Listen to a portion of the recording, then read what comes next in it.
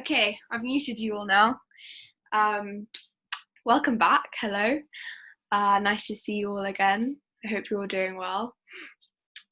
Before we start again, I'd just like to invite you all to join me in prayer once again. Good afternoon, Heavenly Parent and True Parents. We're here once again for day 3 of joining the dots. Thank you so much for the people that can make it here today.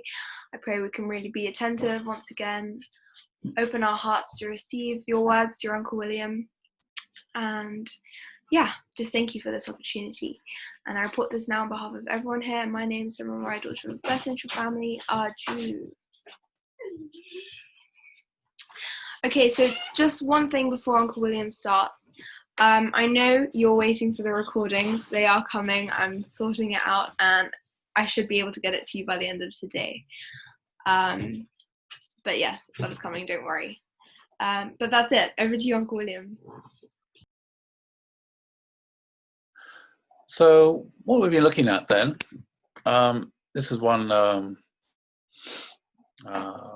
trying to understand the nature of reality, and then we were looking at a bit of Greek philosophy, and we looked at Pythagoras, and I showed you this this diagram, this chart, this table of opposites, which was recorded by Aristotle, attributed to Pythagoras, and how it was that the whole reductionist enterprise in Western philosophy, indeed in Western culture, has been maybe seen as a conquest of B by a transcendent A. So we went through these pairs yesterday and showed how one is trying to dominate the other. So I just want to go back and unpack this a little bit more, because it's going to be coming up from time to time as we go through the next week or so. So as I said, or Ludwig Wittgenstein said, an entire mythology is stored within our language. So this mythology of these table of opposites is actually stored within our whole language. So for example, in that table, we saw that good and evil are woven into the fabric of the universe. That means that good and evil exist. Yeah. So how does that affect our language? Well, sometimes people say, did God create evil? So when people ask that question, did God create evil? They're assuming that evil is a thing, yeah, that it actually exists. But actually, good and evil, they're not things, they're judgments. So as it says, and we'll look at this in more detail, we look at the principal understanding of good and evil. So when God created the world, when God, after every day, God said, it is good. He didn't say, I've created good. He made a judgment that what he had created is good. So good and evil, then, their judgments are evaluations, not things that exist. So when people ask the question, did God create evil? That's based upon the assumption that good and evil exist as things. So where does that assumption come from? It comes from this Greek philosophy, which is a form of dualism. One form of dualism is the idea that they're good gods and they're evil gods. And so that's one form of dualism which is rejected in the principle. And this is another kind of dualism, the idea good and evil actually exist. They're woven into the fabric of the universe. Which means, of course, you cannot get rid of evil. It's always going to be there, it always has been there, it always will be there. So that's an example of how our language has bewitched us, and how our language then contains this mythology, this myth. Another one there we saw at the top, order is imposed upon chaos. So we saw it's the A column trying to eliminate or trying to dominate the B column. So in the A column was order, and the B column was chaos. So I sent out, I hope you got it, there's some readings from Jordan Peterson from his book, where he explores and unpacks this whole thing about order and chaos and masculinity and femininity in a lot more detail than I was able to talk about and explain it yesterday. So this idea then that order is opposed upon chaos, masculinity is opposed upon femininity, of course this leads to the patriarchy, a patriarchal kind of society. It leads to the devaluing of the feminine. But also it leads to authoritarianism, an authoritarian form of government. And then if order has to be imposed upon chaos, that means you have to have a planned society. Somebody needs to come up with a plan, because without a planned society and a planned or heavily regulated economy, there's just going to be chaos. Yeah? So that's a basic assumption about the nature of reality.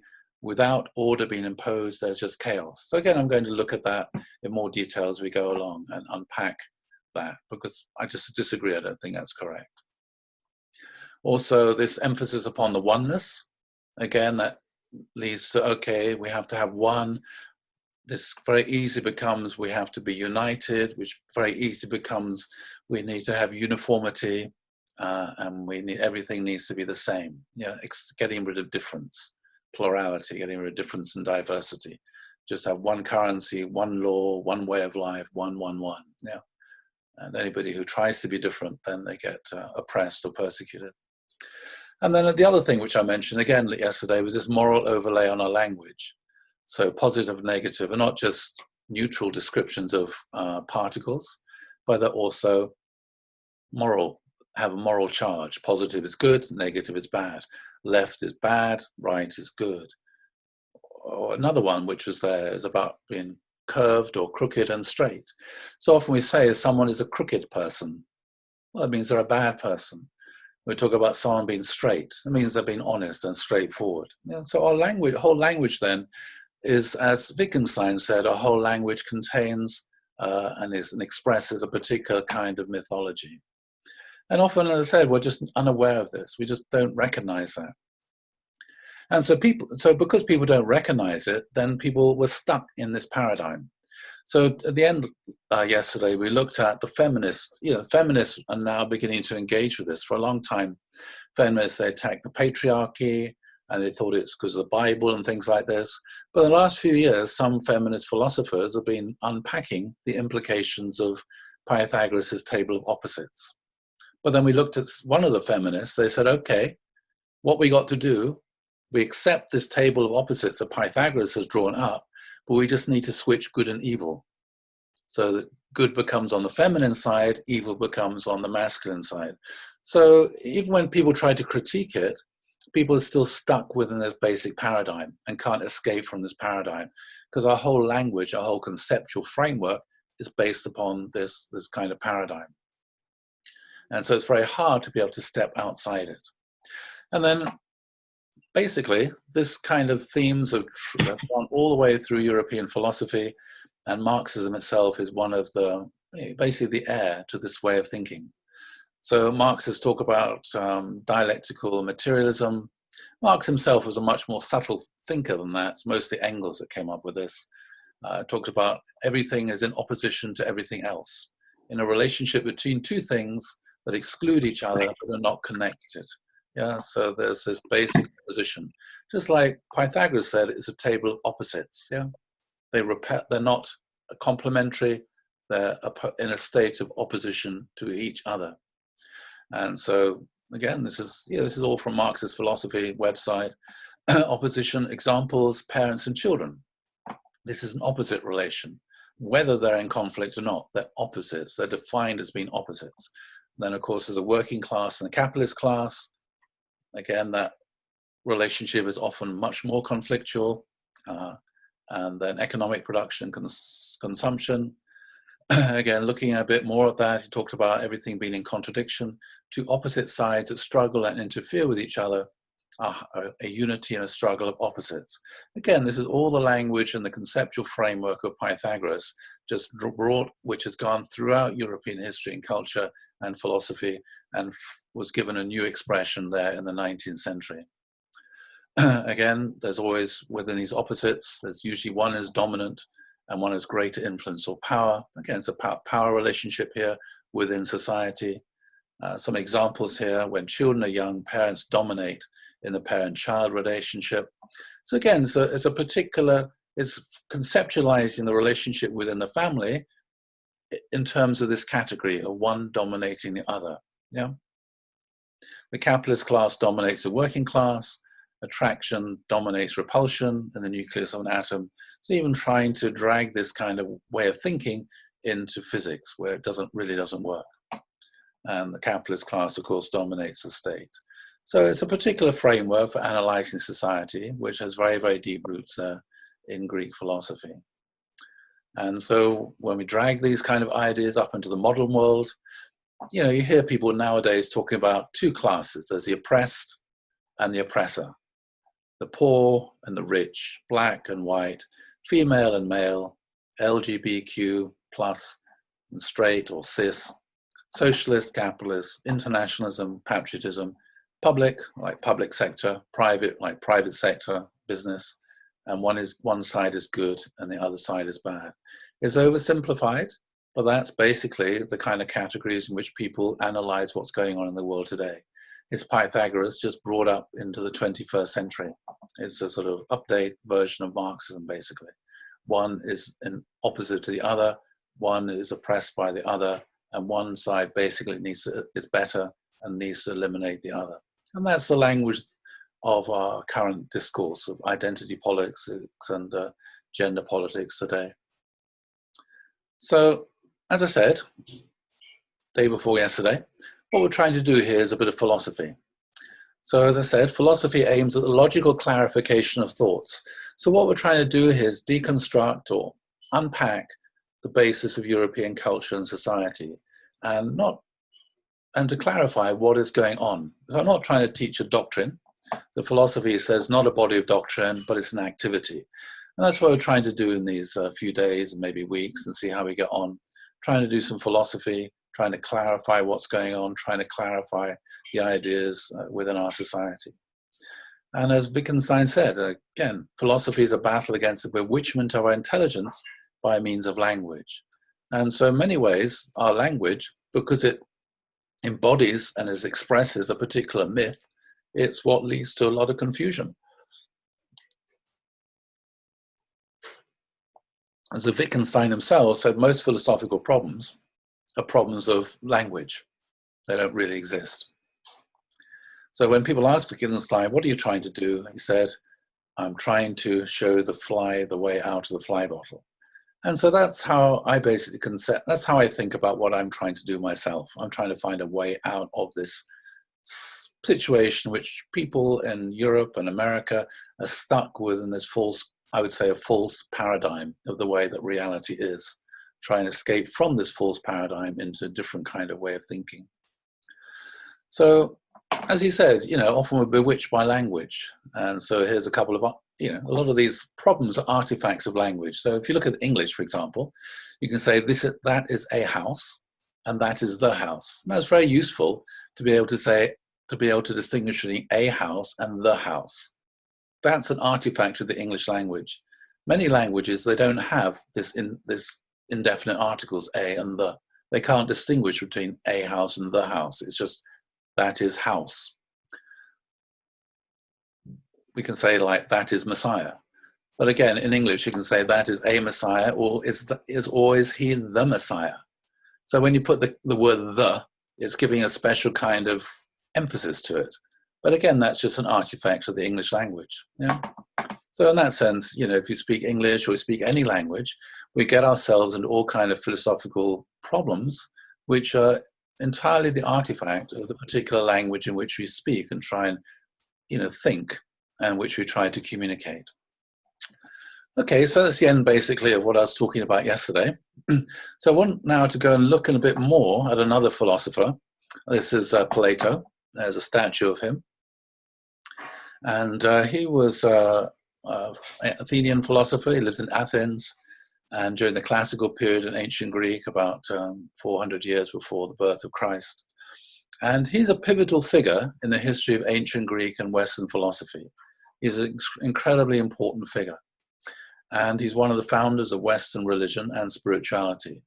So it doesn't just influence Greek philosophy, but a lot of his philosophical ideas and his conception of the nature of reality fed into Christian theology.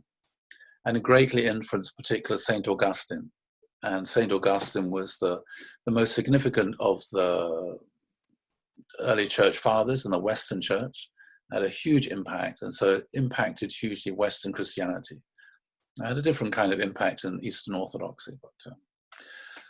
And so Alfred North Whitehead, he was an English philosopher and mathematician at the beginning of the 20th century. He said, the safest general characterization of the European philosophical tradition is it consists of a series of footnotes to Plato. And that's generally been accepted. So if you study philosophy at university, almost inevitable that you'll study Plato. Yeah, basically everybody's reacting and responding to Plato and his ideas. The second most important philosopher is probably Aristotle. And he was Plato's pupil, and he himself was responding to Plato, who was his teacher. And it seems that I would say Aristotle is a better philosopher, but is much less studied than Plato. But the other important thing is one needs to know that Plato is a father of totalitarianism. That's not me saying that. That's just generally accepted, that his political philosophy led the basis for totalitarianism that we experienced in the 20th century and still experience today. So not only totalitarianism in terms of things like fascism and communism, but also Christian totalitarianism as well. So St. Augustine then, who was very much influenced by Plato and formulated his theology in Platonic terms, St. Augustine justified the use of the Roman state to persecute heretics and to use the state to force heretics to conform to the Orthodox Christian view that he thought they should. So St. Augustine then, you could say, is a father of Christian totalitarianism, yeah, which permeated Western Europe or all Christian countries a lot. This idea of heresy, which again we'll come to later. Okay, so let's have a look then. What was Plato's philosophy? What was his theory? It's called Platonic realism. And so here you got the physical world. So how do you make sense of the physical world in which we live? What is the nature of reality? And so Plato said there are things called universals or abstract objects which exist objectively and outside the human mind. So what's an abstract object? Something like tennis is an abstract object. There's a game of tennis is a concrete object. That's a particular game, but tennis is abstract. Like justice is abstract concept. You can have a just action or deed, but justice itself is an abstract concept. So these are universals like justice, beauty, yeah, it's a universal. And so the question is, where do these universals live? Or where do they exist? Do they just exist inside our heads, like numbers? Do they only exist inside our heads and our mind? Or do they really have some kind of independent existence, an objective independent existence outside human minds?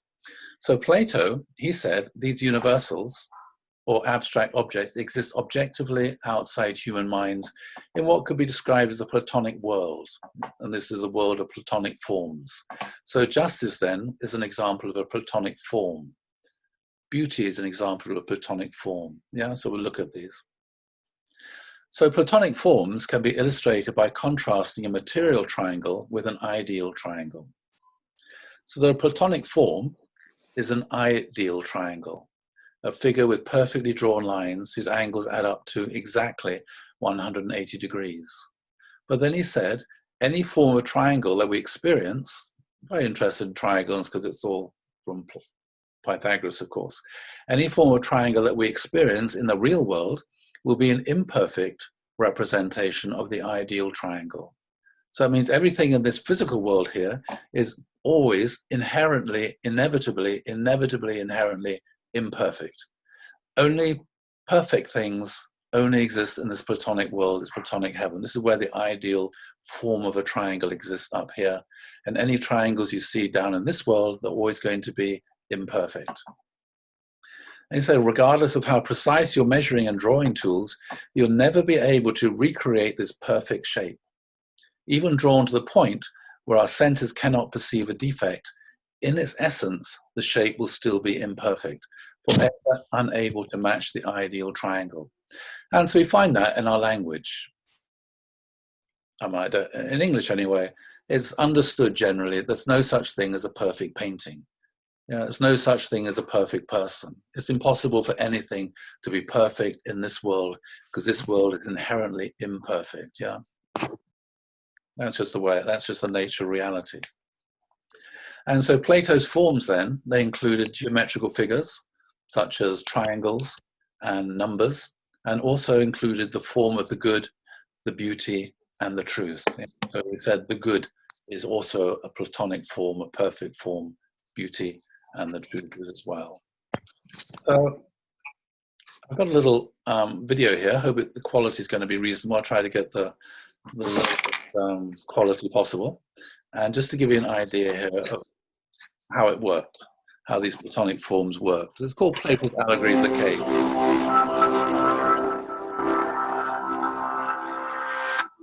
What is reality? Knowledge, the meaning of life. Big topics you might tackle figuratively, explaining existence as a journey down a road or across an ocean, a climb, a war, a book, a thread, a game, a window of opportunity, or an all too short-lived flicker of flame. 2,400 years ago, one of history's most famous thinkers said life is like being chained in a cave, forced to watch shadows flitting across a stone wall. Pretty cheery, right? That's actually what Plato suggested in his Allegory of the Cave, found in Book 7 of the Republic, in which the Greek philosopher envisioned the ideal society by examining concepts like justice, truth, and beauty. In the allegory, a group of prisoners have been confined in a cavern since birth with no knowledge of the outside world. They are chained facing a wall, unable to turn their heads, while a fire behind them gives off a faint light. Occasionally, people pass by the fire carrying figures of animals and other objects that cast shadows on the wall. The prisoners name and classify these illusions, believing they're perceiving actual entities. Suddenly, one prisoner is freed and brought outside for the first time. The sunlight hurts his eyes, and he finds the new environment disorienting. When told that the things around him are real, while the shadows were mere reflections, he cannot believe it. The shadows appeared much clearer to him, but gradually his eyes adjust until he can look at reflections in the water, at objects directly, and finally at the sun, whose light is the ultimate source of everything he has seen. The prisoner returns to the cave to share his discovery, but he is no longer used to the darkness and has a hard time seeing the shadows on the wall. The other prisoners think the journey has made him stupid and blind and violently resist any attempts to free them. Plato introduces this passage as an analogy of what it's like to be a philosopher trying to educate the public. Most people are not just comfortable in their ignorance, but hostile to anyone who points it out. Okay, so that was is a very famous thing, the basis of European culture's Allegory of the Cave. So what Plato is saying here is that there is this Platonic realm where you can see here, you got the form of the good, which is like the sun, that's the highest form. Then you have the form of a table. So in this world in which we're living, we might have a coffee table, we might have a dining room table. Each of these is an imperfect expression of this ideal, eternal, archetypal form which exists here. Yeah. As it says here on the left-hand side here, these are forms in the realm of being. The forms are transcendent, eternal, intelligible, archetypal, and perfect. And the forms are the cause of all things. And so you have here, you go to America, you see, or some place you see a constitution, it's all written down, a Bill of Rights, or you can go and you can watch a trial taking place. And all of these are expressions of the form of justice. And you've got various cats, different named cats, and each of these is the form, an imperfect expression of an ideal cat. So the things in the realm of becoming, which are this is the world in which we're living, the realm of becoming, and things are spatio-temporal, they're changeable, they're sensible, copied, imperfect, and they partake of forms which are in parts its general nature. So the point is here, so for Plato then, he thought that these abstract universals, they really exist in this world of Platonic forms. He thought that they really exist. So that's his theory. So have a look at the implications of that then. And so you had there at the highest point there the form of the good. So in the knowledgeable realm, the form of the good is the last thing to be seen, like that journey which you're going on, that trying to understand the way the world is. And it's reached only with difficulty. Once one has seen it, however, one must conclude that it is the cause of all that is correct and beautiful in anything, that it produces both light and its source in the visible realm, and that in the intelligible realm it controls and provides truth and understanding, so that anyone who's able to act sensibly in private or public must see it. So when you talk about this idea that there's one perfect form of the good, that means there's only one way of life which is right. Yeah. And so this easily leads to this idea of sort of absolutism. There's only one form of way of life, which is the right way of life. And then the other thing is, if you remember from the allegory of the cave, there's one person there, he was able to go and discover them. And that's what you call intellectuals, able to discover and see these forms, and able to bring them back to other people who are less intelligent. So amongst these forms then, is the form of the ideal state. So this is where it impacts upon politics and real life. So this is all standard classical understanding of Plato. The theory of forms can be applied to the state as to any other product of human activity. Just as all tables have in common a certain form which makes them form tables and not some other thing like a chair or a desk, so there must be a form of the polis, the political life, the city. Existing cities, like existing tables, are copies, more or less imperfect, of the ideal city. The ideal city has a real and not a merely nominal existence. In other words, it doesn't just exist in somebody's head. It really exists, but its existence is incorporeal, in heaven perhaps. In the form city, there are no political problems. Everything is unchanging and eternal. So again, it takes us back there to this idea here that there's one ideal city, and everything then ought to conform to this ideal pattern.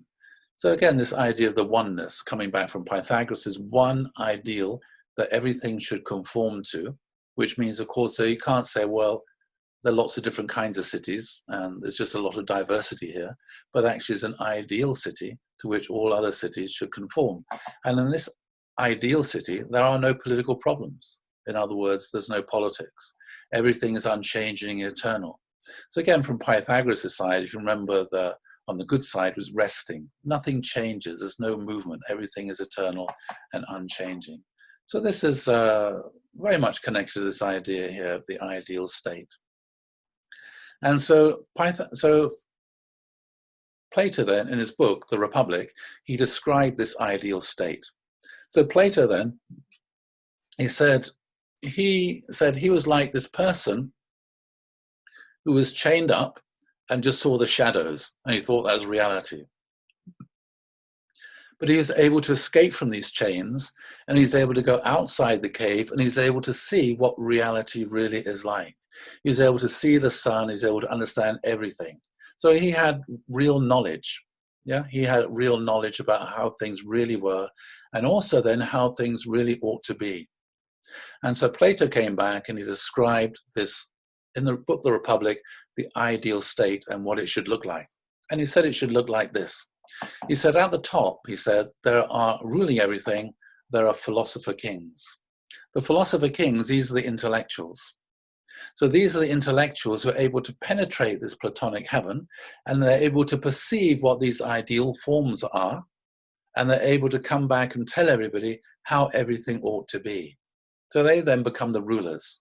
They're qualified to be the rulers because they're intellectuals, they're philosopher kings who are able to perceive what these ideals are and are able to come and bring down these ideals and make everybody conform to these ideals. So these philosophers then, they'd be specially trained to ensure order and justice and organize the state according to very, very rational principles. Yeah, because this ideal is very rational. And then under that, you had soldiers. So their job was to defend the state. Their job then was to maintain the status quo and to stop anything from being changed. Because the philosophers understood what this ideal state was supposed to be like, and it's supposed to be an unchanging ideal state. And the soldiers were there to defend this ideal and to maintain this ideal, the status quo. And then down the bottom here, you'd have workers, and their job was to produce the necessities for the state. So they had to go around working and everything, so the soldiers could have their equipment, and so the philosophers could be fed and live in their nice houses. And if you look at this pyramid, it reminds us very much of the caste system, which we looked at in India. Yeah, very, very similar kind of idea. And of course, he said, as a concession, talented women could be educated to serve the state as well, which is very nice of him. So again, you have this kind of society. And so just as when we looked at Hinduism, we saw the caste system, the whole doctrine of reincarnation existed to support the status quo. We'll have a look and see how his doctrine came to do that as well. So the implications are, so Plato's idealism asserts a reality of non-physical ideas to explain the status of norms, and then reduces all other reality to mere simulacra, which means imitation of the former. So Jean-Sebastian asked me yesterday towards the end, what about nominalism? So this is what you call realism. Nominalism is you think that these non-physical ideas only exist inside a person's mind. Realism, Plato's realistic idealism, says that actually these abstract ideas really exist somewhere. So therefore, I said there's a form of an ideal society to which all societies should conform. So Enlightenment philosophers, they're very much influenced by this. And they sought to draw up ideal forms of government based upon abstract rational principles. And so if you look at a lot of these Enlightenment philosophers, they were like these philosopher kings, so they saw themselves as like these philosopher kings, trying to draw up a plan for an ideal society. People like Hobbes, for example, was very influenced by, he was very good at geometry actually, but he wanted to base his idea of how society ought to be on geometrical axioms. So if you draw up the axioms, then and just like with maths or with geometry, you end up with only one right way of doing things, only one right kind of society. Everything should be conformed to that rational model. And Rousseau and Fourier especially did the same. And so you have this idea then, it permeates the whole of our culture. This idea in the modern world, what's most important, everyone should conform to the Western model of human rights. Every society should be democratic. And so you have these neoconservatives in America who thought, well, Iraq is really bad. We need to go and invade Iraq and impose democracy upon Iraq. Now, all these kind of things are all motivated by this idea.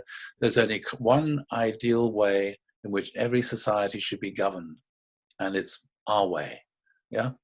And that's the way lots of people think. Our way of government, our way of doing things is the best way, the right way, and other people should conform to our way of doing things. Yeah, it's that, it goes back to this idea there's only one right way. And the problem is often people like to think their way is the one right way, and everyone should conform to their way of doing things. Very, very common trait. And so intellectuals then, they like Plato. Why? Because intellectuals do a lot of thinking, and intellectuals think that intellectuals should be the ones who know the best, they know more than anybody else, so they should be the ones governing or ruling society. And so intellectuals, generally speaking, are quite anti-democratic, because in democracy you get a lot of uneducated, thick people who also have the right to vote as well. And intellectuals often don't think that's a very good idea. And they think society should be run by experts or by scientists, and you can see the big discussion coming up now about who should be making decisions. Should it be the scientists who are deciding, or politicians, or whatever? And so along with this, then you get this idea of a certain kind of obedience, conformity to the highest values. I'll look at that later. Also a hierarchical kind of society. You had then Plato's vision, the intellectuals at the top and the peasants down at the bottom. And also along with this, you get different kinds of rewards. And so in societies which are like that, people got rewarded according to their status within the society. Again, we'll look at that later. So this is, in practice, how does that work? So this is from a quote in Plato, quoted by someone called Karl Popper. He was another Austrian philosopher, particularly a philosopher of science and also political science, who wrote some really extraordinary books in the 1940s, 50s, 60s. Anyway, he said, analyzing Plato, trying to understand how it was that fascism and communism emerged, he said, the greatest principle of all, this is quoting Plato, Plato said, the greatest principle of all is that nobody, whether male or female, should be without a leader. Nor should the mind of anybody be habituated to letting him do anything at all on his own initiative. neither out of zeal, nor even playfully. But in war and in the midst of peace, to his leader he shall direct his eye and follow him faithfully. And even in the smallest matter, he should stand under leadership. For example, he should get up or move or wash or take meals only if he's been told to do so. In a word, he should teach his soul by long habit never to dream of acting independently and to become utterly incapable of it. So the only people then who know what the right thing to do is are the philosopher kings. They know what's best, and so everybody then should listen to and obey what these philosopher kings say and teach everybody who's less knowledgeable what to do. So free thought, criticism of political institutions, teaching new ideas to the young, attempts to introduce new religious practices or even opinions are all pronounced capital crimes. So people could be put to death because they challenged the status quo and challenged the way things were with new ideas. Yeah, and again, you find there have been quite a few societies in human history, and also in Europe in the 20th century, where that sort of thing happened. Yeah, don't have to go very far to look for evidence of this kind of way of thinking and the implications of this way of thinking. So this is Karl Popper. These are two of the books he wrote. Talked about Plato, and then also he looked at this in terms of Hegel and Marx as well. So, as I said, just as the caste system in India, it has a whole myth which justifies it. So also, Plato articulated a myth which would persuade people that they should all fit into this pyramid system, that they should all believe that the way things are is the way things are supposed to be. But how do you persuade people that of that? So Socrates, this is Plato wrote about Socrates, and Plato put these words into Socrates' mouth. It's really quite interesting. So Socrates says that all citizens should be told a noble lie. Yeah, it's a lie. It's a noble lie, so as to promote allegiance to the state and enforce its three-tiered social order. So everybody should know that those who are born to be rulers and leaders, they have gold mixed into their souls. So because they have gold mixed into their souls, they can never handle money to avoid corruption. So Plato is very correct about this. Politicians shouldn't be involved in business because they very easily lead to corruption. Plato got a lot of things wrong, but some things he got right. And this is one of the things he got right, this separation between these two different spheres, which I might talk about next week. Then he said there's some who are suited to be auxiliaries. These are like soldiers, and they have silver mixed into their souls. And those who are suited to be producers and workers, they have iron mixed into their souls. And generally speaking, he said, gold people produce gold children, silver people produce silver children, and bronze people produce bronze children.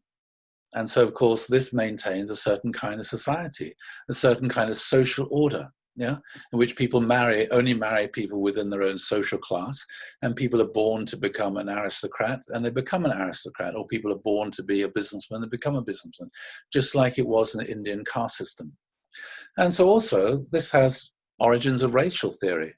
You know, some races are higher than other races, and again, that affected European thought, culture, especially in the 20th century, the theory of eugenics and Nazi racial theory. And again, you can trace it very easily back to Plato. And so this is the way it was in feudalism, medieval Europe. People also used Plato and used Plato's ideas to justify the feudal order. So at the bottom here, you had peasants, serfs, a little bit higher than, they weren't actually slaves because they're tied to the land. You couldn't buy and sell them. So these are the serfs who'd work the land, they'd make food, they'd do all the farming, they'd pay rent. And then these are the knights and the vassals who were being supported, and they had a job which is to protect the peasants. That was their obligation in that direction. But also they had to give homage to the lords and the important people in the land, the aristocrats. And they themselves were loyal to the king, etc., and provided military aid and everything. And so in some societies then, some countries, the king ruled by divine right. He was the person at the top of the pyramid, and he was appointed by God, anointed by God, and he was the one with absolute authority. Yeah, and people had to absolutely obey the king. That's the way it was, and people had to, a lot of obedience going on here, all the way up and down. And again, that's very much like a pyramid that you found in Egypt with a pharaoh at the top who thought he was king, who thought he was God.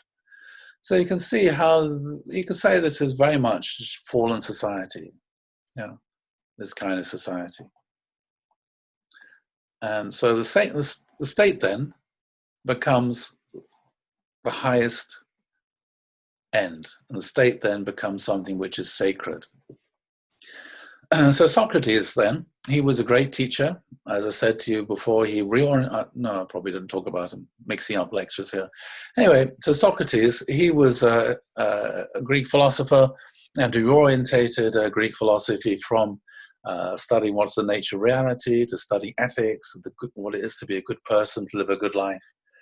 And so he used to go around asking people questions. The reason he did this is because somebody went and asked the oracle, the Delphic oracle, who is the wisest person in all of Greece. And the oracle said Socrates is the wisest person. And so this person went and told Socrates, apparently you're the wisest person in the whole country. And Socrates says, I don't believe that. And so there must be a wiser person around than me. And so Socrates, then he went around asking people questions, like what is justice? What is beauty? What is good? And he went around asking people questions, and then when people gave an answer, he would then ask them a question about the answer which they gave. And when they gave him another answer, he'd ask a question about that answer which they gave. So in that sense, Socrates was like a really annoying child. Just like a child will say, why does that happen? And as an adult, you answer the question, but then the child just says, why? And you give another answer, and then the child just says, why? And why? And why? Trying to get to the bottom of things. What is the sort of bottom explanation about the nature of reality? So that's what Socrates used to do. He used to go around asking all the wisest people and the most important people in the country, why, and asking them questions, and then analyzing the answers they gave and explaining why they were incoherent. Anyway, so he was very, very unpopular with the rulers and the important people because he kept questioning everything.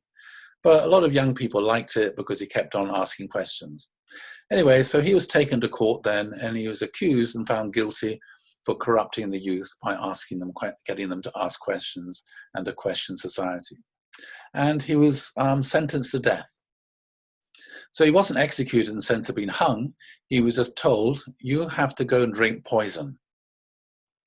And so before he drank poison, he gathered together, all his friends came along, and his friends tried to persuade him, you're so wise, Socrates. Yeah, and he said, the only difference between me and everybody else is I realize I'm not wise. I realize I don't know anything.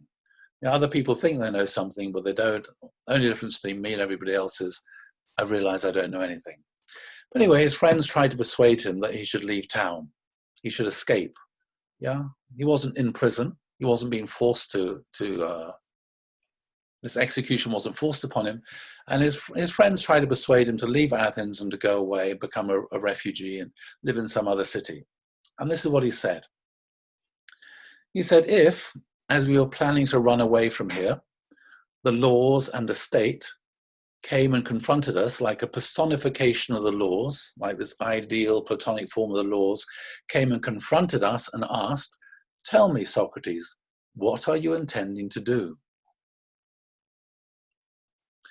Your country, this is the state speaking to Socrates, your country is to be honored more than your mother, your father, and all your ancestors, that it is to be more revered and more sacred, and that it counts for more among the gods and sensible people, that you must worship it, yield to it, and placate its anger more than your fathers. So he's saying here, you should honor your country, honor the state, more than your mother, your father, and all your ancestors. Yeah? Treat it as God. You must worship the state. Whenever it tells you to do anything, you have to yield and obey. You must either persuade it or obey its orders. So if you disagree with what the government or the state has told you to do, Either you have to you persuade it to change its mind, or you just obey its orders, and endure in silence whatever it instructs you to endure, whether blows or bonds. And if it leads you into war, to be wounded or killed, you must obey.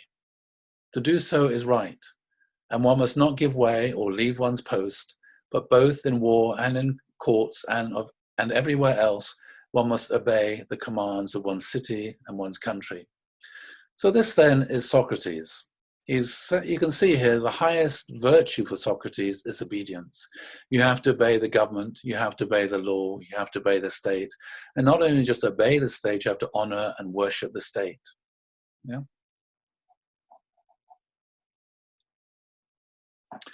And you might wonder, okay, that's interesting, but this carries on into much more recent thought. So this is Hegel, who was one of the greatest of the German philosophers in the mid-19th century. And he said, the march of God in the world, that is what the state is. So what is the state? The state is the presence of God working in the world to make the world a better place. As high as mind stands above nature, so high does the state stand above physical life. Man must therefore venerate the state as a secular deity and observe that it is difficult to comprehend nature, is infinitely harder to understand the state. So again, you have this whole tradition flowing from Socrates, from Plato, throughout European history and culture, this idea of venerating the state, worshipping the state, seeing the state as a source of our identity, and basically being God. And that's not only in German philosophy, it appeared also occasionally in English philosophy as well. This is someone called Bosanquet, 100 years later. He said the state is above all things, not a number of persons, but a working conception of life. The force of the state proceeds essentially from its character of being our own mind extended, so to speak, beyond our immediate consciousness. The state is the flywheel of our life. So in that sense, you can see here the state is like a universe which really exists. Yeah, it's not just, well, there's lots of people here, but there's some kind of abstract, real existence here.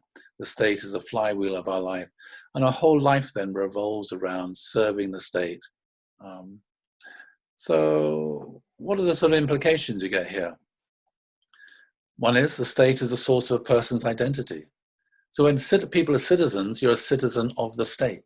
The state then is a source of your identity, the source of authority, the source of law, the source of everything. And a person then, and sometimes legally in many countries, a person actually belongs to the state. A person is the property of the state.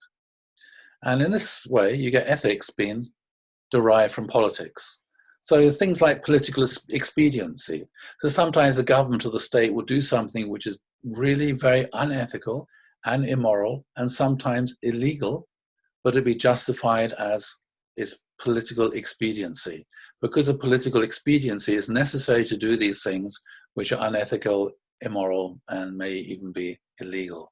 So politics then is more important than ethics. Ethics, what is right and wrong, is determined by what is politically expedient. That's the right thing to do, is what is politically expedient or politically useful. And often these things are justified as a matter of national security. As a matter of national security, the government is able to do this, that, and the other. It's the right thing to do because of national security. A very common kind of way people talk nowadays. So the state then has the authority to make and change the law. Again, we'll be looking at this when we look at some other things about marriage. So in this conception, the state makes the law, and so the state has the authority to change the law. Okay, so this is very difficult to the biblical approach, which I'm going to have a look at after a break. So I think we'll have a break here before I go on to the next section. Yeah, so I'm just going to touch on a little bit the biblical approach to these things. So we saw then the Greek approach then is very much that people belong to the state, whereas the biblical approach is, the biblical conception of what it is to be a human being, is that human beings are children of God. So that's very, very different to the Greek approach, to the Greek myths, where human beings are basically just like the playthings of the gods. They're like puppets on a string. Whereas the biblical view and vision is of human being, is that human beings are the sons and daughters of God. So in that sense, human beings belong to God. So human beings can't belong to another person. Human beings can't belong to the state. because human beings belong to God. They have individual, unique, divine, eternal value. And their identity then, the core of their identity, doesn't come from their relationship with the state, as being citizens of the state. The core of their identity comes from their relationship with God, sons and daughters of God, or the people of God.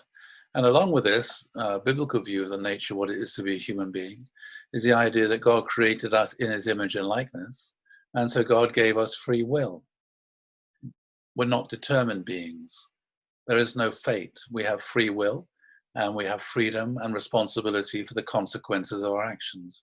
That means the future then is not closed, but the future is open, depending upon the choices and the actions that we take.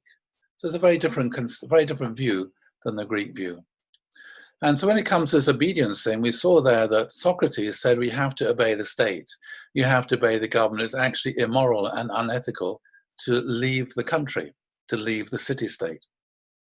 Because for him, his whole identity, his whole conception of his sense of loyalty and identity was wrapped up in being a member of the Athenian state. So he had to obey the state. And so that's what Socrates did. He drank hemlock, and he killed himself, because that's what he was ordered to do, instructed to do by the court. I'll look at the story of Abraham a bit later, but actually the biblical tradition is not based upon obedience. In a slave society, in a feudal society, the highest virtue is obedience, because kings want their subjects to obey them. Feudal lords want the peasants to obey them.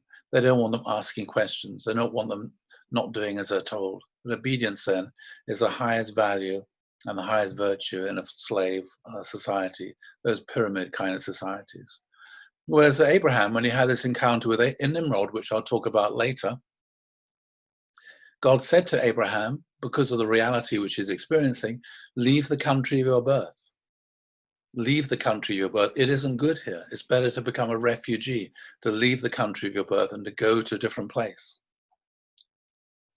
And then when we look at Moses, we see again, it's, Moses born in Egypt, it was a slave society with a pyramid, which represented the kind of political, often a political architecture as an expression of the cultural politics, you might say. Anyway, so when the Pharaoh told all the midwives that they should kill all the Hebrew boys, then two midwives, Pur and Shur, they disobeyed the Pharaoh. They felt there's something higher than obeying the Pharaoh. There's something higher than obeying the law, the Egyptian law. They felt as an act of compassion. They felt, I cannot do this, we cannot do that. Our job is to bring new children into the world, not to murder them and to kill them. So they disobeyed the Pharaoh. They felt there's something higher than the state, higher than the Pharaoh, higher than the Egyptian law. The Pharaoh's daughter also, when she found Moses floating on the river Nile, she also took him in. She disobeyed her father. If she'd obeyed her father, she should have drowned Moses because she knew who he was, a Hebrew boy. And then when Moses killed a slave driver and it was found out, he didn't think, oh, well, I better go to court and get punished and put to death. He actually fled into the desert. There's a very different view of the relationship between him and the state than Socrates had. This idea of obeying the king, obeying the Pharaoh, obeying the law, if there's something higher, is very biblical. And so in the Bible then, politics derives from ethics. So it's the right thing to do to disobey the state for the sake of justice and doing the right thing. And so this was established. This is this kind of idea, this biblical concept of justice, fed also into the Christian European biblical legal tradition. So at Nuremberg, Nazis were judged to be guilty because they had obeyed the German law. They said we were just following orders. But then it was said when we were carrying out these terrible crimes against Jews and other people, we were just obeying orders. We were just following the law. But they were judged to be guilty because they were following the law and they weren't following their conscience. They weren't following a higher law, which demanded that they should not obey an evil and unjust and unfair law. So that's the biblical tradition they're feeding into the Christian European tradition. Well, went on at Nuremberg. Okay, so going on to the influence then of Plato, we looked there at the Nazis just briefly. Where did they get a lot of their inspiration from? Where did they get a lot of their ideas and their ideology from? The French historian Johann Chapoutot, please correct me, Jean-Sebastian, if I haven't got that right, wrote The Official Philosopher of the Third Reich, this is Nazi Germany. The man who could simultaneously offer substance and political prophecy was not Nietzsche, but Plato. Interesting. Indeed, National Socialist intellectuals such as Hans Gunther, Werner Jaeger, Fritz Lenz, Adolf Rutsch, and Richard Darre cited Plato.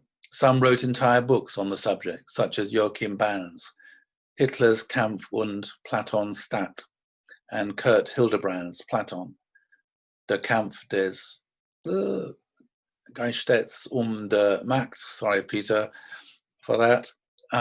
Hitler's press officer Otto Dietrich would plead in repentant post-war memoirs that he had seen in National Socialism the mirage of a classless leader, state such as Plato had celebrated in his laws.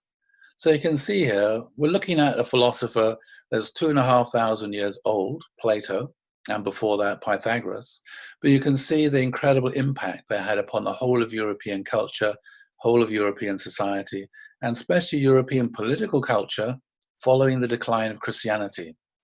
With the decline, the ossification, decline of Christianity, particularly in the 19th century and 20th century in Europe, you found Plato being extolled, because the Nazis, they weren't Christians, they rejected Christianity. So they had to find a source of justification and legitimization and inspiration for the kind of society that they wanted, and they didn't turn to the Bible for inspiration for the kind of society they were trying to create, the kind of vision that they held, for the policies that they were implementing. Instead, they turned to Plato. That's the reality. And Hitler was a charismatic philosopher king in the Platonic style, above the law, giving commands that everybody had to obey, unquestioningly. So it wasn't just the fascists, the Nazis who drew incredible inspiration from Plato. Nietzsche was far too intelligent to be a Nazi. Communists competed with fascists also in claiming the Platonic heritage. And so, as I said, Plato is regarded as the father of totalitarianism, not just fascism, but communism too. So I'll have a look at that a little bit here. So let's see what Plato said about the family. And you can see where a lot of the themes and ideas come from that we're looking at today. So he said for guardians, so this is the people at the top, the intellectuals and academics. He said for guardians, sexual intercourse will only take place during certain fixed times of the year, designated as festivals. This is all from the Republic, his vision of a great society. Males and females will be made husband and wife at these festivals for roughly the duration of sexual intercourse. The pairings will be determined by lot, so you pick a straw to see who you're going to go with that night. Some of these people, those who are most admirable, and thus whom we most wish to reproduce, because they're big, blue-eyed, blonde-haired, big muscles, might have up to 4 or 5 spouses in a single one of these festivals. All the children produced by these mating festivals will be taken from their parents and reared together, so that no one knows which children descend from the adults. At no other time in the year is sex permitted. So they're taken away from their parents because they don't want them to have loyalty to their family and to their parents. They want their primary source of their loyalty to be to the state, which is their guardian. So these rules of procreation are the only way to ensure a unified city. In most cities, the citizens' loyalty is divided. They care about the good of the whole, but they care even more about their own family. In the just city, everyone is considered as family and treated as such. There are no divided loyalties. So here, everybody then is reduced to being an individual citizen of the state, and people's primary source of identity and loyalty lies to the state. So in that way, it's possible to create a very homogeneous kind of society, because people don't feel more attached to their parents than to any other adult. People don't feel more attached to one particular set of elderly people their grandparents than they do to anybody else, because those familial bonds, those familial relationships don't really exist. Everybody becomes atomized in their relationship as an individual with the state. So that's what Plato said. Okay, how was those ideas implemented? So this is, as I said, Plato was a major inspiration for communists. So 1 year after the Bolsheviks, so the Bolsheviks, this was a particular branch of the, there are quite a few different communists. The Bolsheviks is a particular party of a particular group of communists. Anyway, after they lost the election in 1917, they decided to seize power because they thought we're the only ones who know what's best for the whole of humanity. The people who are ignorant, they voted and they didn't vote us and elect us to power, but we know what's right for the proletariat. We know what's right for them better than they know themselves. So they seized power in a coup d'etat using force. Anyway, so 1 year after they took power, they ratified the 1918 Code on Marriage, the Family and Guardianship. The revolutionary jurists, these are legal scholars, led by Alexander Goikhbag, adhered to the revolutionary principles of Marx, Engels, and Lenin when drafting the codes. Goikhbag considered the nuclear family unit to be a necessary but transitive social arrangement that would quickly be phased out in order to phase out the nuclear family of parents and children, quickly be phased out by the growing communal resources of the state. Just like it was with Plato, the state looked after and took care of children. And the family then would eventually wither away. The jurists intended for the code to provide a temporary legal framework to maintain protections for women and children until a system of total communal support could be established, where everything was done and organized by the state, not by parents. The result of this, though, was social collapse, and it led gradually in the 30s mostly to the reintroduction of traditional family, because they realized it's impossible to implement this kind of ideal that they read about in the Republic. So this is a little interesting article I came across today. This was published in 1926. A woman resident in Russia, she wrote an article which was published in a magazine, quite a well-known magazine called The Atlantic. Men took to changing wives with the same zest which they displayed in the consumption of the recently restored 40% vodka. Tell you, that's pretty strong stuff. When the Bolsheviks came to power in 1917, they regarded the family like every other bourgeois institution. A bourgeois is just like middle class, basically, with fierce hatred, and set out with a will to destroy it. To clear the family out of the accumulated dust of the ages, we had to give it a good shake-up, and we did, declared Madame Smilovich, a leading communist. These are some excerpts from this article. At the same time, a law was passed which made divorce a matter of a few minutes, to be obtained at the request of either partner in a marriage. And chaos was the result. There's a long explanation of what resulted from that. And then one lady stood up and said, some men have 20 wives, living a week with one, a month with another, asserted an indignant woman delegate. So this wasn't very good for the women, to be honest. Peasant boys looked upon marriage as an exciting game and changed wives with the change of seasons. It was not unusual for a boy of 20 to have had 3 or 4 wives, or for a girl of the same age to have had 3 or 4 abortions. So that was people trying to implement this kind of vision that Plato had, abolishing the family and making everybody's loyalty just to the state. As I said, it led to a lot of chaos.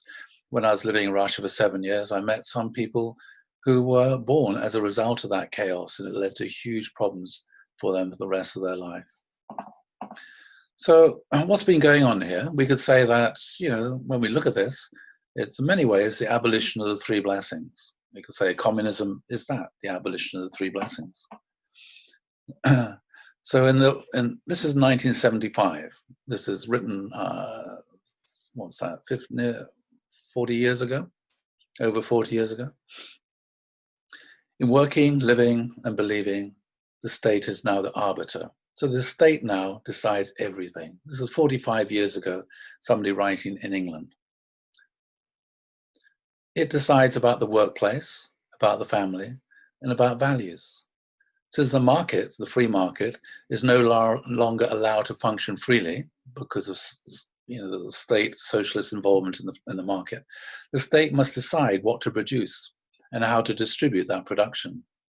Since the family as a social unit has declined because of the erosion of parental responsibilities, largely as a result of state actions, the state must decide about education, health, behavior, and all other aspects of growing up and earning a living. And finally, since the state decides what values should prevail in society and ensures that such values are embodied in legislation, rapidly changing marriage legislation today, and enforced by bureaucracies, the state has increasingly replaced the church in determining how we should behave. Politics is now religion. So instead of having a God-centered instead of as an individual, mind and body united, centered upon God, be able to worship God the way you want to and live your life with freedom of religion, now you have to conform to what the state says is right and wrong. So even if what the state says contradicts your religion and your religious beliefs and your religious values, the state decides what it is you're allowed to do.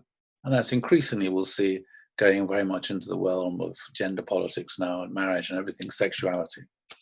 Also, the state, instead of a God-centered family, the state's taken over most of the functions of the family, deciding what people should be taught, their health and everything. And so instead of people becoming owners, taking dominion over the creation, fulfilling the third blessing, God-centered relationship with the natural world in a free market, then again, the state has made it very hard to do that. So Plato basically is what we would now call a socialist. This is Ludwig von Mises, another Austrian economist. And he said Plato is very outspoken. He planned a system ruled exclusively by philosophers. These are by intellectuals. Yeah. And often you find that people who've been to university think they should be the ones who should be voting, and anybody who hadn't been to university shouldn't be able to vote. That was a big shock in the United Kingdom. Yeah. 3 years ago, when British people by majority voted to leave the EU, but then the intellectuals, the university graduates were really upset and said, shouldn't have given all these votes to these thick, stupid, uneducated people who voted in the wrong way. So Plato was very outspoken. He planned a system exclusively ruled by philosophers. He wanted to eliminate all individual rights and decisions. Nobody should go anywhere, rest, sleep, eat, drink, wash, unless he was told to do so. Plato wanted to reduce persons to the status of pawns in his plan. What is needed is a dictator who appoints a philosopher as a kind of prime minister or president of the Central Board of Production Management.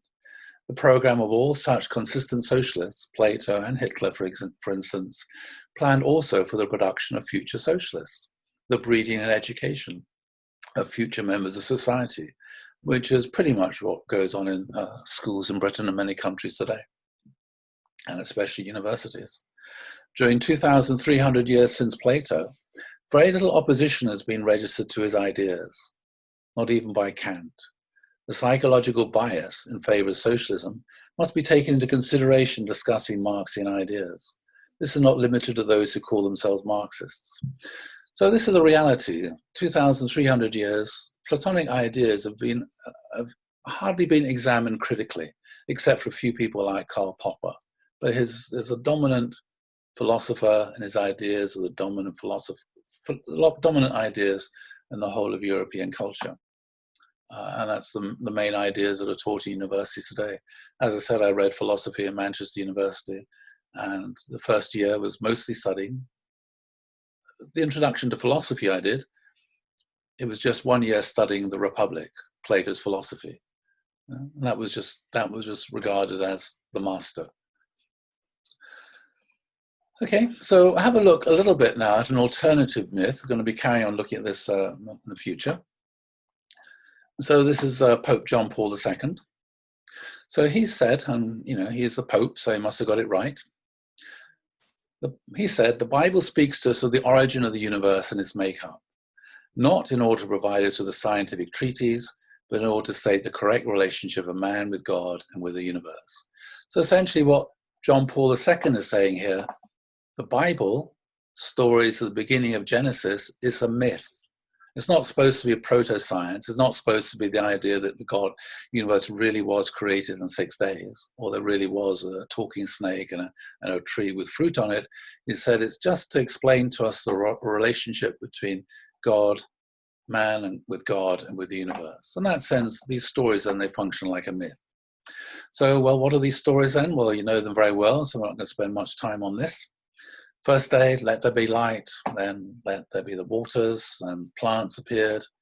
And then on the third day, vegetation, light, stars, and the sun. On the fourth day, waters with living creatures, and then birds appear, and then all these other living creatures on the land, and then finally human beings, Adam and Eve, appear. So the interesting thing is, it's not a scientific account, but basically the order in which these things take place is the order which has been confirmed by Darwin and by modern science. That life started off in the seas, and then there were plants, and then you had these fish, and then birds, and then finally mammals on the earth, and then lastly human beings. I'm not going to go into any other details. And also the idea God said, let there be light. It's a bit like the Big Bang.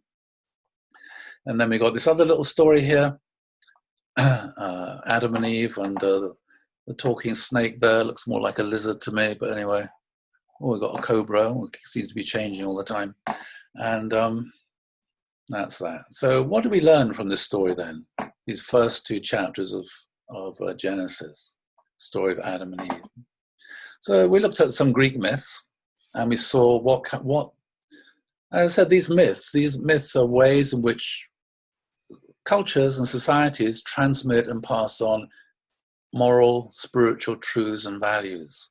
Okay, so what are the spiritual, moral truths and values that have been passed on through this? The first one is, in the beginning, God. So it starts off with the assumption God. There is God. But not only is there God, there is only one God. In the Greek tradition, there are many gods. It's polytheism. Here there's only one God, and God creates everything. And God is good, and everything God creates is good. So the word good occurs 7 times in that little passage in Genesis 1. God is everything God creates is good, and then obviously God himself is a good God. There isn't evil in the universe. And so again, God is good. Everything God creates is good. So at the end of each day, God says, it is good. Yeah, he's evaluating it. He's judging it. It is good. But also it means that everything was created by God. So it means everything is created for a purpose. That means things aren't just random. Things are created for a purpose, which means there's meaning in everything.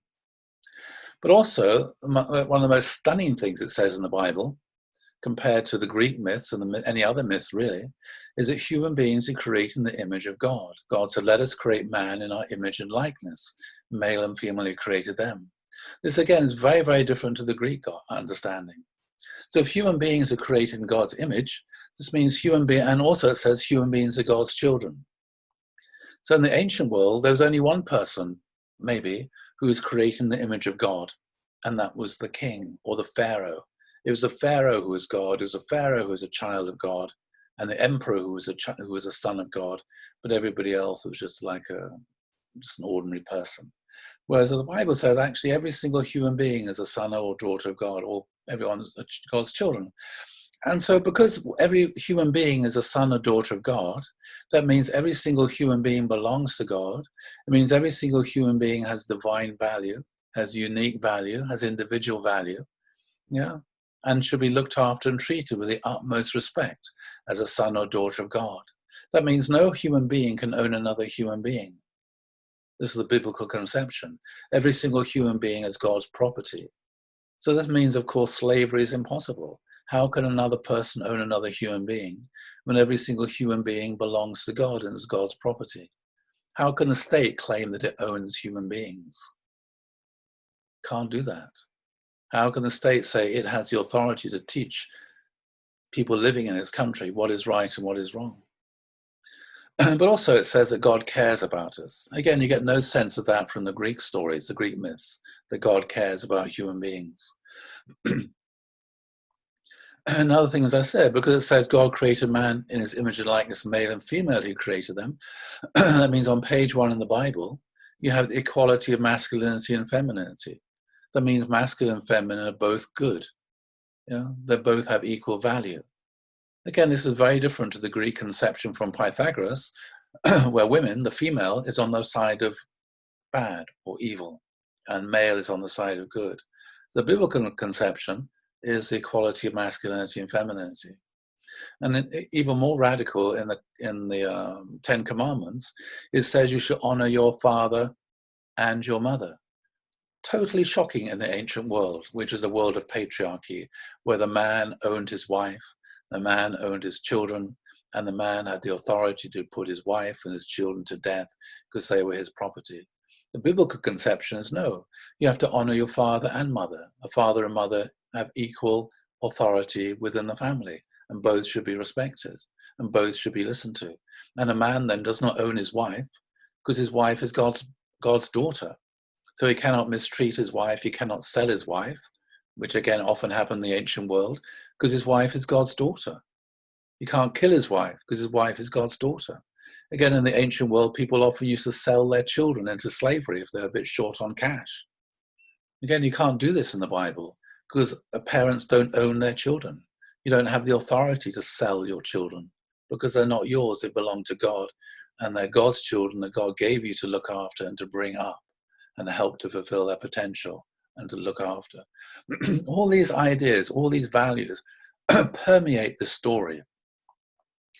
Again, God said to Adam, do the gardening, till the land. Yeah, so God was the gardener, and he wanted Adam to become like him and to look after the world on God's behalf. So again, that means that the world is there for us to look after, to take care of, and not to exploit, which again, that idea comes entirely from the Greek philosophical tradition. The world is there created for us to look after, to take care of, and to be stewards to the natural world and the environment. Also, the idea here that time is linear, I'll explain that in a moment, very important conception. And also with this, you get the idea of free will and responsibility. So God said to Adam and Eve, you may eat of the fruit of any of the trees in the garden, except the fruit of the tree of the knowledge of good and evil. From the day that you eat of it, you will surely die. So that meant Adam and Eve had a choice. They had free will.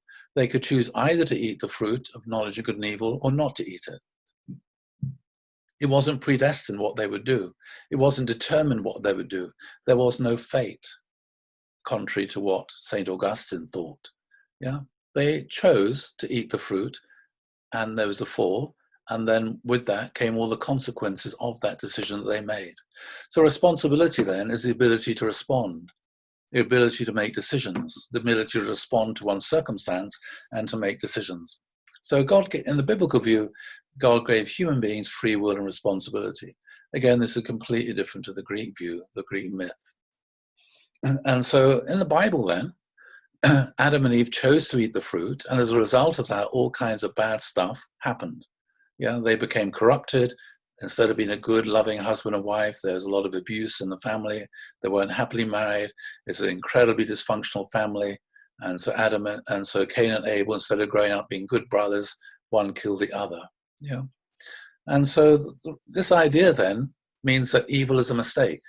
Unlike the Platonic and the Pythagoras' view of the nature of reality, good and evil aren't woven into the fabric of the universe. Evil is a mistake. If evil is a mistake, it's not necessary.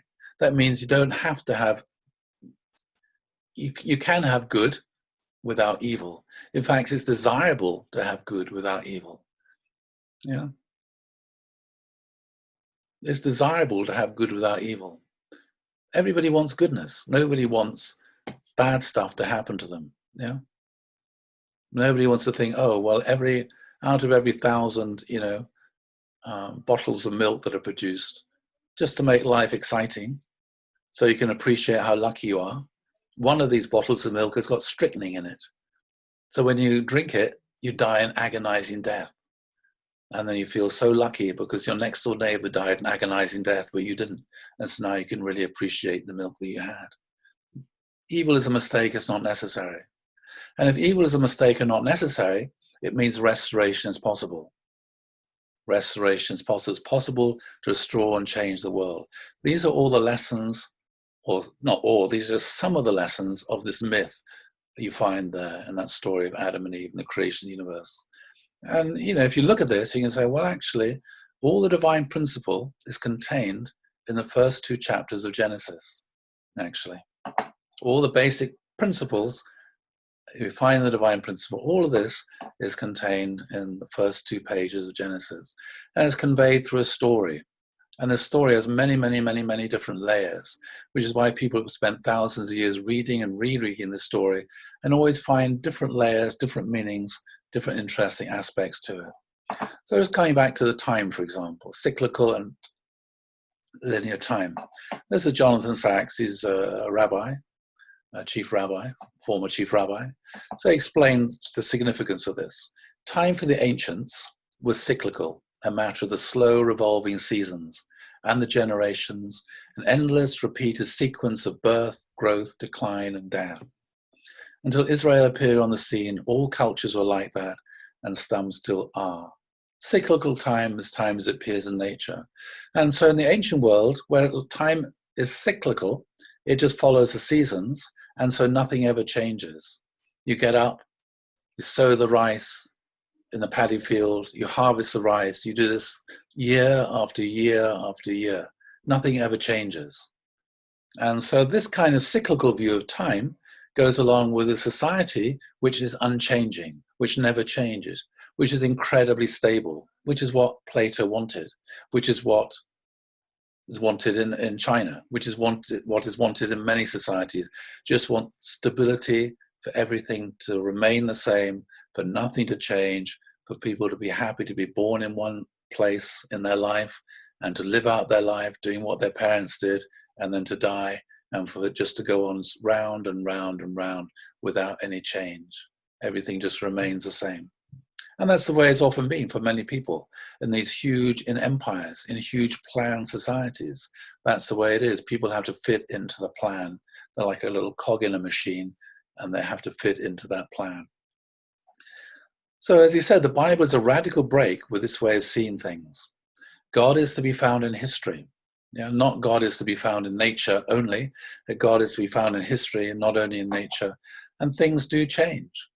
Until Abraham and Moses, no one thought of time as a journey, in which where you are tomorrow will not be where you were yesterday. And that's the important thing here. In the Bible, a new concept was born of a future substantially different from the past. So this is the idea of time is linear. We're on a journey. The way things are is not the way things have to be. The way things are today is not necessarily the way things are going to be tomorrow. We can go on a journey. The future is open. And what the future will be is a result of the choices and the decisions that we make ourselves in our own life. We can choose to respond in a particular way to a situation. If we don't like the way things are, maybe we can make an effort to change and to go. So of course, along with this idea comes the idea, well, society should be free. It should be a free society, a democratic society where people have the freedom to move, to choose, to live where they want to live, where they can afford to live, to choose what career, profession it is that they want to pursue. That kind of freedom, social freedom, political freedom, and economic freedom, it all comes from this idea here of that. Where you have a cyclical time, there is no social freedom. You're born a peasant, you live a peasant, you die a peasant. You're born a landowner, you live a landowner, you die a landowner. Nothing changes. So this is incredibly significant there, that time is linear. So yesterday, anyway, some people asked me, what about this Abraham person? Where do these ideas come from? Okay, this is my theory entirely. I haven't found any scholar who will support this theory. This is just my idea. I'm just making it up. I make up most things I go along, but I really did make this up. Anyway, except for this part here. Abraham's search for God. So, sometimes we know Abraham believed in God, but the question is, how did Abraham come to believe in God? So you can read little books about this. It's in the Talmud, which is a Jewish commentary on the Torah. You'll also find a similar story in the Quran, but this is my little version of it. So Abraham was a little boy, and like all boys, he's really annoying. And he got up and it really annoyed his parents and his grandparents because he kept on saying, why? And his parents drove his parents absolutely round the bend. Hey, one day he noticed that he existed and he wondered, well, where do I come from? And so he thought, I don't think I've always existed. So he went to see his mum and dad and said, Mum and Dad, where did I come from? And they told him, well, actually, you came from us. Mum and Dad, we made love to each other. And then you grew inside Mummy's womb. And then Mummy gave birth to you. So Abraham thought, wow, you're my God. You're my gods. And so he started bowing down and worshipping his parents. And he used to go around, bow down to them every morning. And then after a while, he asked himself the question, where did my parents come from? So he said to Mum and Dad, have you always existed? And they said, no, we haven't always existed. We have parents as well. That's Grandma and Grandpa. So Abraham stopped worshipping his parents and thought, I better go next door and worship Grandma and Grandpa. So he's worshipping his grandparents and bowing down in front of them. Then after a while, he said to his grandma, Grandma, you got so many wrinkles, it looks like you've been alive forever. One thing Abraham didn't have was manners. Anyway, so he pointed out all his grandma's wrinkles and said, have you always existed? And his grandma said, no, we have parents as well. So Abraham said, well, where are they? I want to go bow down and worship them because they created you and you created Mum and Dad and Mum and Dad created me. So his grandma said, well, they died. They're buried outside in the cemetery outside the town. So Abraham went off to the cemetery and tracked down his ancestors, found his great-grandparents and his great-great-grandparents and started bowing down and worshipping his ancestors. Then eventually he realized, actually, everything changes. There must be some first cause. And so he worked it out very, very logically that there must be a first cause. And he figured this first cause must be the creator of everything, a first cause. So he's like a philosopher. There's a first cause which started off the universe, and he realized there must be an unchanging reality behind this changing world of phenomena. So that was Abraham's experience. And he came to this conclusion. So I think myself is Abraham, who is the one who came up with these ideas of the creation of the world in 6 days. Now, Abraham himself, he grew up in what's called Mesopotamia, which is modern-day Iraq, Sumeria, which is where the very, very first cities were built. And you can read the literature there, and there's various literature, like the Gilgamesh epic, which has stories which are similar to the stories you find in Genesis, except the values and the meanings that are transmitted through these stories are different to the ones in the Bible. So I think what happened is that Abraham, he took these stories from 4,000 years ago, and he reworked these stories, and he retold these stories so they convey a different understanding of the relationship between God and human beings, a different understanding of the relationship between human beings and the natural world. So he had a personal encounter, a personal experience with God. But the other thing was, as you know, his dad was an idol maker. And so one day, Terah said to Abraham, look, Abraham, I want you to go to the market to sell some idols in the market because I've got to go to the palace tomorrow. So Abraham went off, loaded up his minibus with a van with idols and set up the table and put all the idols on the table and waited till customers came along. And one old lady came along and she said to Abraham, Abraham, I want to buy one of your gods. And Abraham said, well, what happened to the other ones you had? Well, somebody broke in and stole them. Well, they weren't very powerful then, were they, said Abraham. And she said, no, but you're such a handsome young man. I'm sure your gods are much more powerful. Then Abraham, who, as I said, didn't have many manners, he said, how old are you, old woman? And she said, I'm 85 years old. And he said, look, how can you, an 85-year-old woman, bow down to this statue my dad made last month in his workshop? It should bow down to you. You're older. And she said, yeah, you're right. So who do you worship, Abraham? And Abraham said, I worship the invisible God who created the heavens and the earth. And she became his first disciple. Anyway, he went home and his dad opened the door. He rang the doorbell. His dad opened the door and said, how'd you get on, Abraham? Did you sell out? And Abraham said, no, I didn't sell anything, Dad. So Terah said, well, what happened? Were the people selling better ones for less or what? So Abraham said, no, this old woman came up and she wanted to buy one. And this is what I said. And then Tara thought, my God, what a stupid son I've got. No way are you ever going to be a salesman. Never let you go to the market ever again. Anyway, a month later, market day came around, and Terah said to Abraham, stay at home, look after the gods in the palace. No, look after the gods in the temple while I'm away. So Abraham said, sure, Dad. So he went into the temple, and he went up to the largest god and said to him, look, I'll be your messenger. Tell me what you want to say, and I'll go around the world with your message. And the god, with the big statue, said nothing. So Abraham thought, well, maybe Mum and Dad didn't give you breakfast this morning. So he went into the kitchen, made a nice English fry-up, bacon and eggs and tomatoes and mushrooms, and he put it in front of the biggest god and said, eat up and we'll talk. But the god did nothing. So Abraham said, okay, I'll leave you here and I'll come back in an hour. We can talk about it then. So an hour later, Abraham came back and the food was untouched. So Abraham went up to the statue and said, you're not a god. You have no power. You have no soul. You have no speech. You have no words. You're just a piece of stone, and all you other ones just bits of wood. So Abraham went into his father's workshop, took a sledgehammer, and he went round and he smashed all the small gods. And we're really grateful because they had CCTV cameras in those days, and we got a record of it here. And then he took the axe and he put it in the hands of the largest god, and he went out. When Terah came home, he'd had a great day, he'd sold out. He went to the temple to offer all his not fundraising earnings, whatever you call them, all the money he collected to the gods. And he went in there and he just found they'd been destroyed and broken. He said to Abraham, Abraham, what happened? I told you to look after them. And Abraham said, I did exactly what you said, Dad. I went in there this morning, and the biggest one, he said you hadn't given him breakfast. So I went to the kitchen, I made him a nice English fry-up. There it is. And I left him to eat it in peace.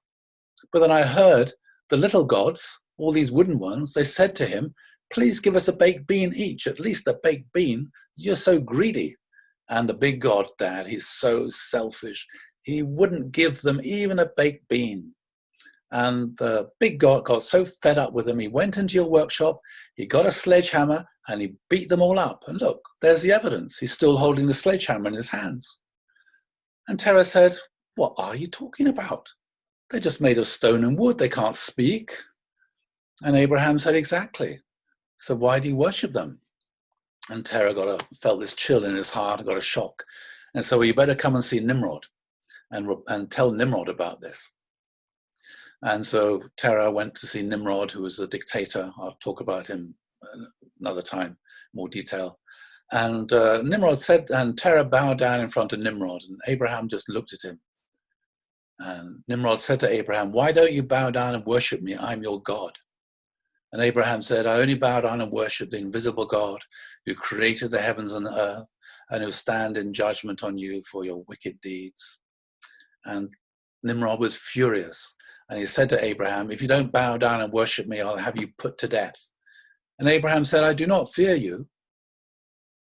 God is more real to me than you are. God is more real to me than this palace in which you're living. I don't fear death. If you put me to death, I'll just be with God in the next world. And this made Nimrod even more angry and upset. And so Nimrod then, he ordered Abraham to be thrown into a fiery furnace.